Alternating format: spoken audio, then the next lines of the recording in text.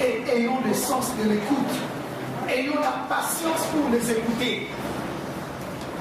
Parce que je vous dis, moi-même j'ai été avec eux là-bas, je vous assure, croire en l'islam, ce n'est pas facile.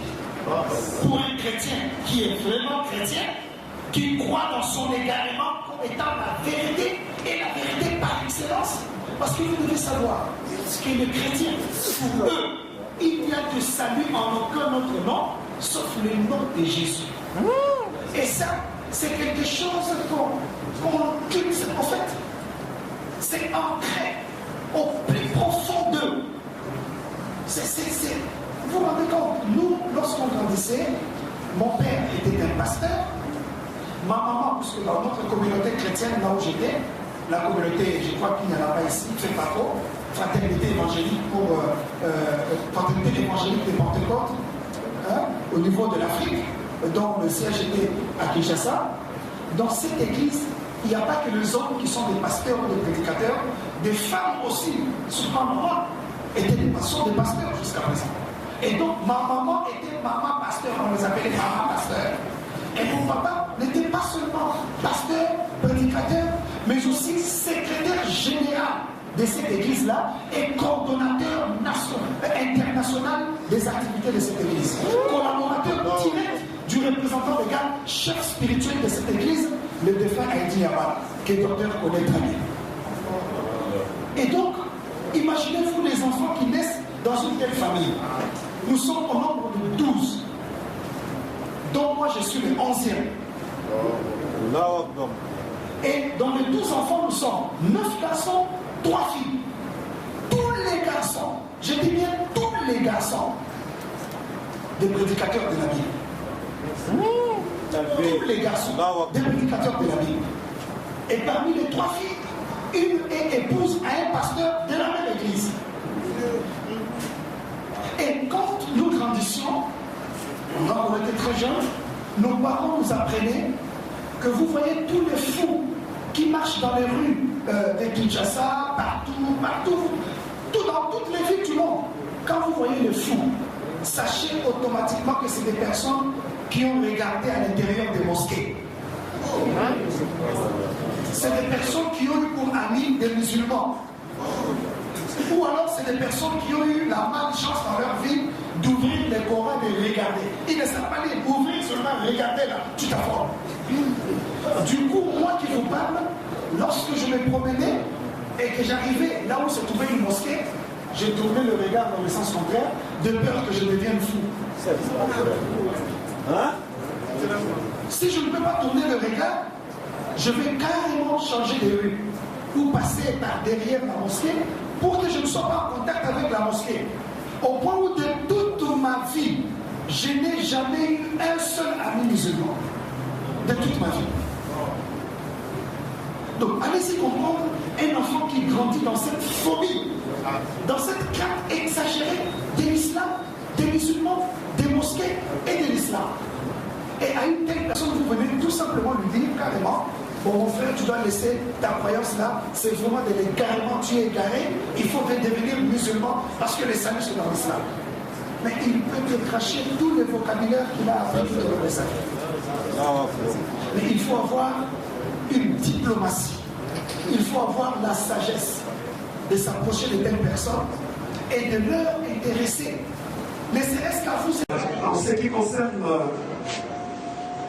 mon témoignage quant à la conversion, bon, je n'aime pas trop l'appeler ma conversion en islam. Je ne me suis pas converti en islam. Parce que nous, le messager d'Allah Muhammad sallallahu alayhi wa sallam, nous a enseigné que tout être humain naît musulman. Et c'est en grandissant que pour les enfants, ils suivent la religion des parents, parce que les parents ont toujours une influence sur les enfants, ou à un certain âge adulte, un enfant peut faire son propre choix. Se démarquer de la religion des parents et choisir sa propre religion. Mais à la naissance, nous naissons tous soumis, musulmans. Donc je ne me suis pas converti en islam, mais je suis revenu dans ma maison où j'étais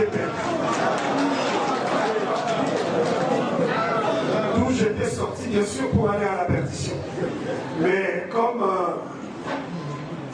le messager d'Allah, Muhammad sallallahu alayhi wa sallam, dans son discours d'usage, a fait avant chaque prise des paroles, il avait toujours l'habitude de dire Man yahdillah fala mudilla lahu wa man yudlil fala hadiya lahu. Celui qu'Allah guide, personne, nul ne pourra l'égarer, et celui qui l'égare aussi, personne ne pourra le guider. Nous pouvons écouter le rappel, nous pouvons accepter d'embrasser l'islam ou ne pas accepter d'embrasser l'islam, mais par-dessus tout, c'est Allah subhanahu wa ta'ala seul qui guide une personne vers le droit chemin. C'est vrai que vous devez d'abord savoir, certes, j'étais un pasteur, pas seulement un pasteur, mais j'étais représentant légal d'une communauté chrétienne, le centre missionnaire Retour à l'Éden. Et non seulement que j'étais représentant légal de mon église, fondateur de l'église, entre guillemets, mais j'étais également conseiller juridique des églises de réveil du Congo, sur le plan national. Donc, ce n'était pas facile pour quelqu'un comme moi. Vous savez vous-même que la vie d'un pasteur, il y a derrière ce que nous appelons en lingala le mambonza, c'est-à-dire il y a les offrandes, il y a les dîmes, vous voyez tout ce qu'il y a autour, un peu de l'essence, toujours bien tiré à 4 épingles, le costume cravate, un bon parfum, de bons voyages à tout moment, des frais de mission en poche, tout ce qu'il y a autour d'une maison, une aisance.